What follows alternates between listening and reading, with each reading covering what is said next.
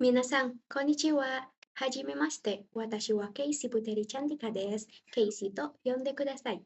Arianti Seimon Gakko no Gakusei desu. Tanjobi wa 2007年9月3日です。Bandung kara kimashita. Karan tinggal ni sundeimasu. Shumi wa manga wo yomu koto.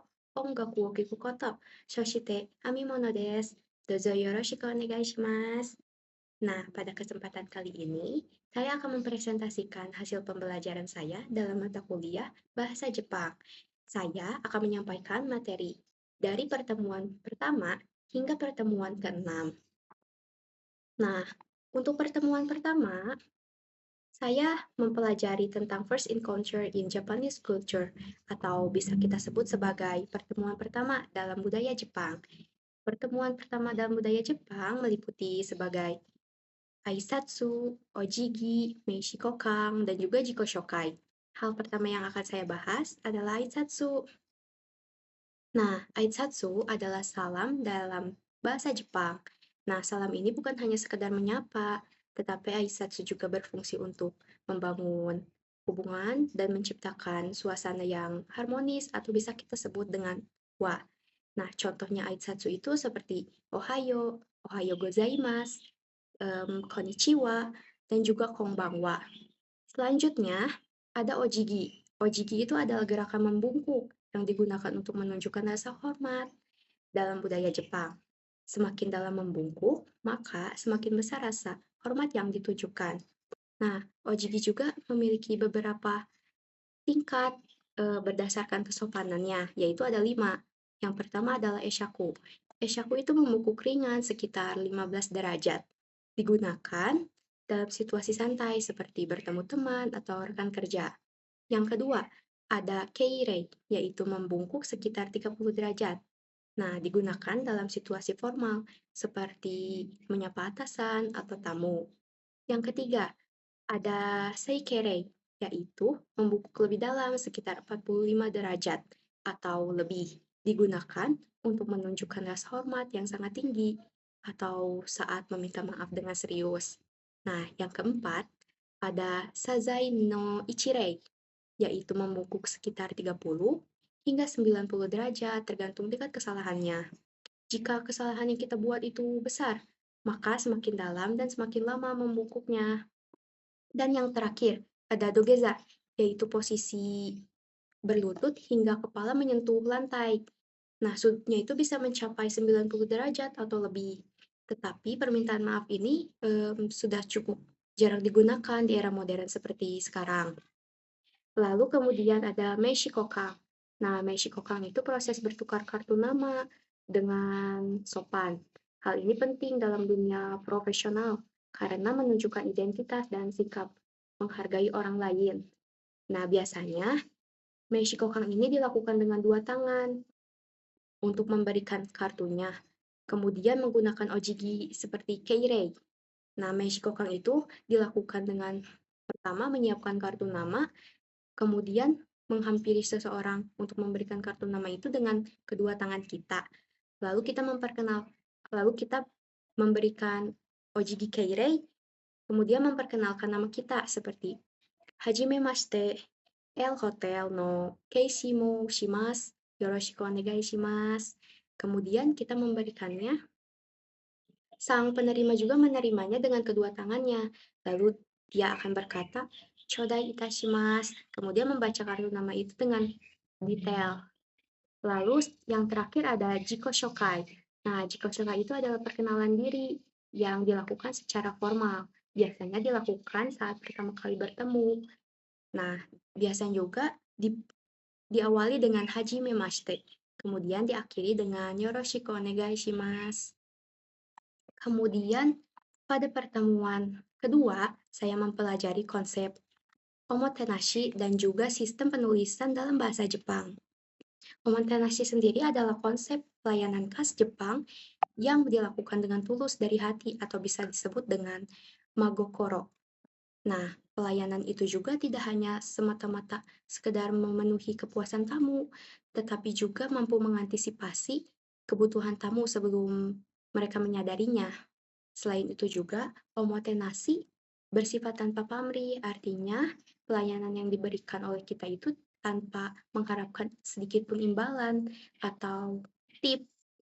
Nah, konsep itu juga sangat penting dalam dunia hospitality karena menekankan kepuasan tamu secara maksimal. Nah, selain itu juga saya mempelajari sistem penulisan dalam bahasa Jepang, yaitu hiragana dan katakana. Nah, ini contohnya. Hiragana itu biasanya digunakan untuk penulisan dasar, dan hiragana cenderung berbentuk melengkung. Sedangkan katakana digunakan untuk kata-kata serapan atau asing, biasanya juga digunakan untuk nama. Dan katakana juga berbentuk agak lurus atau bersudut. Nah, hiragana dan katakana itu memiliki 46 huruf. Untuk pertemuan ketiga, saya mempelajari tentang angka, waktu, dan tanggal dalam bahasa Jepang. Nah, angka itu bisa kita sebut dengan suji, digunakan untuk menyatakan jumlah, mulai dari angka 1 hingga 10 atau 100 atau seterusnya. Nah, penguasaan angka sangat penting juga nih dalam dunia pelayanan, seperti saat menangani reservasi atau transaksi.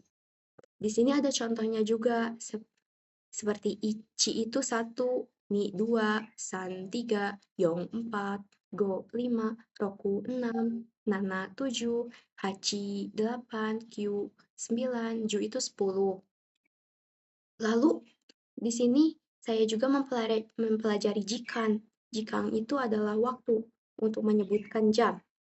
Nah, di sini ada contohnya, seperti jam 1 itu Ichiji, jam 2 Niji, jam 3 Sanji, jam 4 Yongji, jam 5 Goji. Lalu, di sini juga ada menit. Menit itu bisa kita sebut dengan ipung. Ipung itu untuk 1 menit. 2 menit itu nifung. 3 menit itu samfung. 4 menit itu yongfung.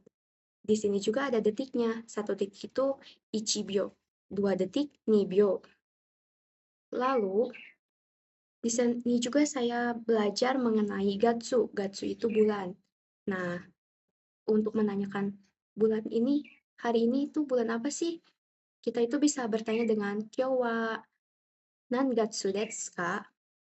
Nah, untuk menyebut bulan juga ada contohnya di sini seperti Januari Ichigatsu, Februari Nigatsu, Maret Sangatsu, April Shigatsu, Mei Gogatsu, Juni Rokugatsu, Juli Shichigatsu, dan seterusnya. Lalu di sini ada tanggal. Tanggal bisa disebut dengan hinichi, yaitu ya artinya tanggal. Nah, di sini ada contohnya juga, seperti tanggal 1 adalah Suitachi, tanggal 2 Futsuka, lalu Mika, Yoka, Itsuka, Muika, Nanoka, Yoka, Kokonoka, dan Toka. Nah, materi yang saya dapat ini dapat membantu dalam berkomunikasi terkait seperti jadwal, kegiatan, dan operasional sehari-harinya dalam dunia hospitality. Lalu di sini ada pertemuan keempat. Saya juga mempelajari tentang aktivitas sehari-hari dan budaya ketepatan waktu di Jepang. Nah, di sini ada daily activities. Daily activities itu adalah aktivitas rutin seperti bangun tidur, makan, dan pergi ke sekolah atau kerja. Dalam bahasa Jepang, aktivitas ini biasanya menggunakan pola kalimat yang menggabungkan waktu dan juga kata kerja. Misalnya, seperti anata wa nanji ni hatarakimasu ka? Kita bisa jawab watashi wa shichiji ni hatarakimasu. Nah, seperti itu. Selain itu juga, saya juga mempelajari tentang jikan, getsu, atau ketepatan waktu dalam budaya Jepang. Nah, ketepatan waktu dalam budaya Jepang ini cukup disiplin dan sangat dijunjung tinggi. Bahkan datang tepat waktu itu dianggap terlambat, sehingga terdapat konsep 5 menit datang lebih awal sebagai bentuk menghargai waktu orang lain. Hal ini menunjukkan profesionalisme dan juga tanggung jawab dalam dunia kerja, terutama dalam bidang hospitality. Lalu selanjutnya di pertemuan kelima, saya belajar melalui lagu Jepang untuk melatih kemampuan listening saya. Kemarin saya belajar 4 lagu, dan di sini ada contoh. Salah satu contohnya yaitu yang berjudul Doraemon no Uta. Seperti Konna koto ii na dekitara ii na, ana yume konna yume ippai aru kedo, minna minna minna kanaete kureru, fushigi na pokke de kanaete kureru. Sora o jiyu ni tobitai na. Hai, takekopta. Ang ang ang. Totemo daisuki Doraemon. Nah, melalui lagu itu juga, saya dapat memahami pelafalan, intonasi, serta menambah kosakata baru. Seperti yume itu artinya mimpi, terus ipai itu artinya banyak, mina itu semua orang.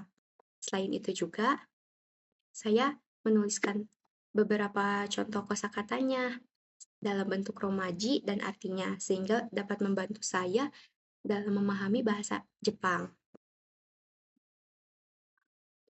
Untuk pertemuan keenam, saya mempelajari tentang kata sifat atau adjektif dalam bahasa Jepang. Nah, kata sifat ini digunakan untuk mendeskripsikan sesuatu seperti makanan, tempat, ataupun pelayanan. Nah, dalam adjektif ini terdapat 2 jenis kata sifat, yaitu i adjektif yang berakhiran i dan juga na adjektif yang berakhiran na sebelum kata benda. Nah, penggunaan kata sifat ini sangat penting dalam dunia hospitality karena digunakan untuk menjelaskan kondisi dan memberikan informasi kepada tamu secara jelas dan sopan. Di sini juga ada beberapa vocabulary yang saya tulis seperti enpitsu artinya pensil, nori lem, hasami itu gunting, keshigomu itu penghapus, lalu ada waru seperti menghancurkan, lalu ada wakaru seperti mengerti. Nah, dari seluruh materi yang saya pelajari, saya dapat memahami bahwa bahasa Jepang itu tidak hanya tentang bahasa, tetapi juga tentang budaya, etika, dan cara melayani. Sekian dari presentasi saya hari ini. Arigatou gozaimashita. Machigai ga arimashitara, moshi wake gozaimasen. Mata aimashou.